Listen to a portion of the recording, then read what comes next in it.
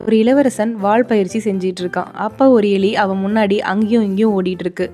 திடீர்னு அந்த எலி அவன் உட்காரக்கூடிய இருக்கையில போய் ஏறி உட்காந்துக்கிட்டு விளையாண்டுட்டு இருந்தது. பார்த்து கோபமடைஞ்ச இளவரசன் தன்னோட வாளால எலிய கொல்றதுக்கு முயற்சி செஞ்சான்.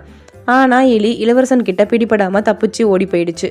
ஆள் வித்தையில நம்ம சிறந்து விளங்குறோம் அப்படின்னு நினைச்சிட்டு இருந்த இளவரசனுக்கு ஒரு எலியை கொல்ல முடியலையே அப்படின்ற கவலை வந்துருச்சு. இது எல்லாத்தையும் பார்த்துட்டு இருந்த ராஜா எலியை பிடிக்கிறதுக்கு அரண்மனை பூனையே போதும் அப்படின்னு அரண்மனை பூனைய வர வைக்கிறாங்க. எவ்வளவு முயற்சி செஞ்சும் அரண்மனை பூனையாலும் அந்த எலியை கொல்ல முடியல.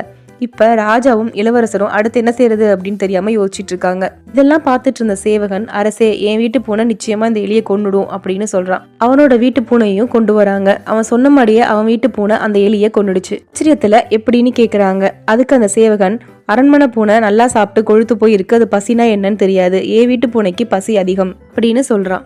ஒரு விஷயம் வேணும் அப்படின்னா அதுக்கான பசி தேடல் இருந்தா கண்டிப்பா அதை அடையலாம்.